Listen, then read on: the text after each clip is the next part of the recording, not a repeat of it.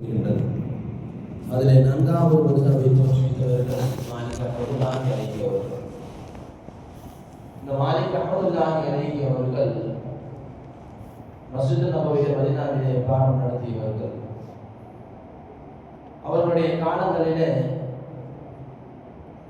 ஹஜ்ஜுக்கு செல்லாமல் அதிகமான காலங்கள் தள்ளிக்கொண்டே இருந்தார்கள். அவர்களிடத்திலே கேட்கப்படும், ஏன் ஹஜ்ஜுக்கு செல்லாமல் இருக்கிறீர்கள்? காலங்கள் போய்கொண்டிருக்கிறது.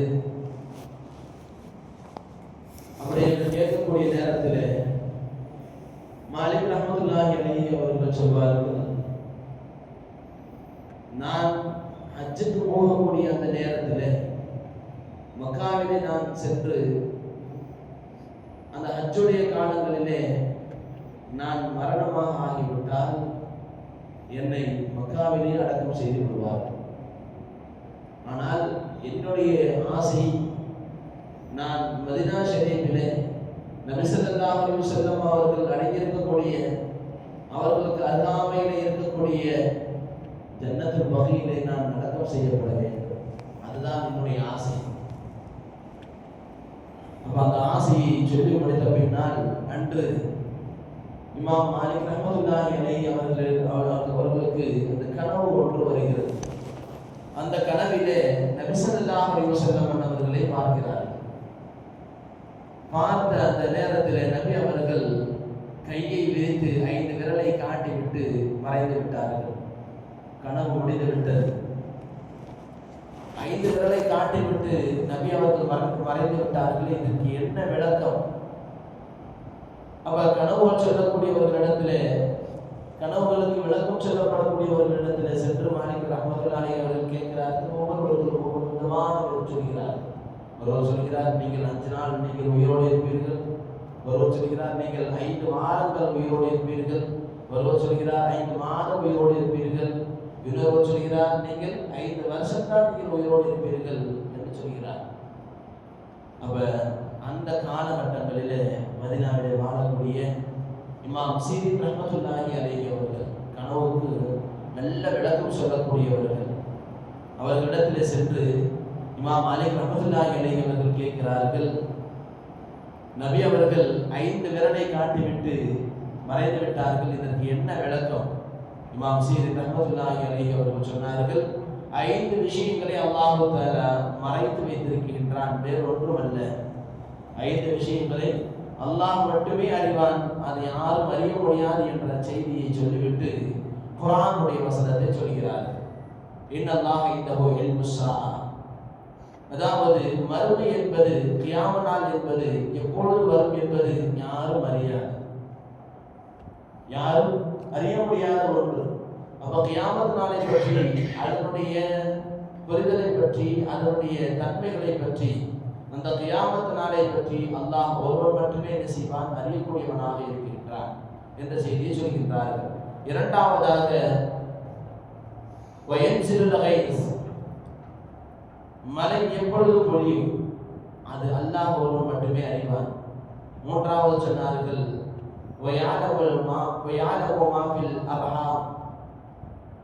நாம பூமியில நாம் எங்கு நாம் மரணிப்போம் அல்லாஹ் மட்டும்தான் அறிவார்.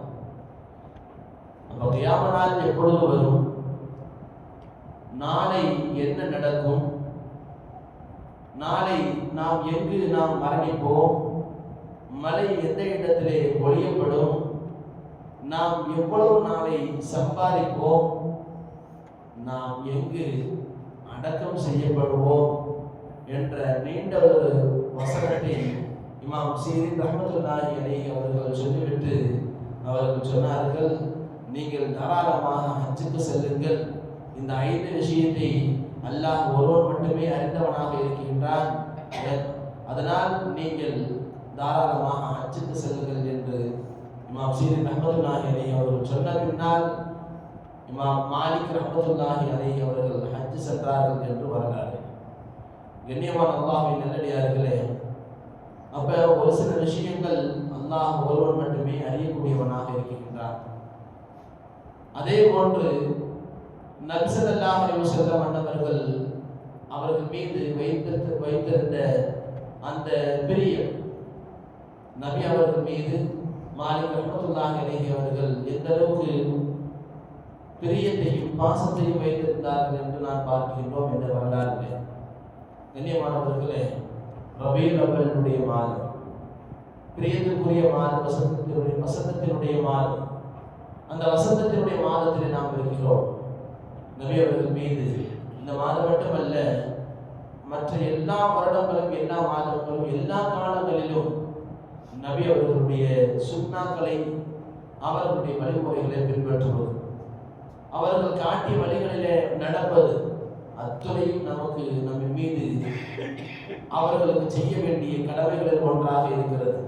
அது மட்டுமல்லாமல் அவர்களை நாம் பிரியம் கொள்வதற்கு, அவர்கள் நம்மை பிரியம் கொள்வதற்கு இது வழியாக அவர்களை பின்தொடர்வதில் தான் அவர்களும் நாமும் வைக்கக்கூடிய பாசங்களிலே ஒரு முன்னுதாரணமாக, ஒரு எடுத்துக்காட்டாக அல்லாஹ் ரப்பல் ஆலமீன் நமக்கு அவர்களுடைய வழிமுறைகளை பின்பற்றினால்தான் அல்லாஹ்வும் என்ன செய்கின்றான், நம்மை பிரியப்படக்கூடியவனாக இருக்கிறான். அப்ப நபி அவர்கள் நம்மை பிரியப்பட வேண்டும் என்றால், அல்லாஹ் நம்மை பிரியப்பட வேண்டும் என்றால், நபி அவர்கள் அவர்களுடைய வழிகள், அவர்கள் காட்டிய வழிமுறைகள், அவர்கள் காட்டி தந்த சுன்னாக்கள் அனைத்தையும் நாம் நம்முடைய வாழ்க்கையில் நாம் எடுக்கக்கூடிய நேரத்தில் தான், நாம் கடைபிடிக்கக்கூடிய அந்த நேரத்தில் தான் ரப்பல் ஆலமீன் நம்மை பிரியப்படக்கூடியவனாக மாறிவிடுகின்றான் என்பது குர்ஆனுடைய வசனமாக இருக்கிறது. ரப்பல் ஆலமீன் கிருபை செய்வானாக. நபி அவர்கள் மீது பாசமும் நேசமும் அவர்களை பின்பற்றுவதற்கும் அல்லாஹ் தஆலா தௌஃபீக் செய்வானாக. வஆஹிரு தஅவானா அல்ஹம்துலில்லாஹி ரப்பில் ஆலமீன். அஸ்ஸலாமு அலைக்கும் வரஹ்மத்துல்லாஹி வபரகாத்துஹு.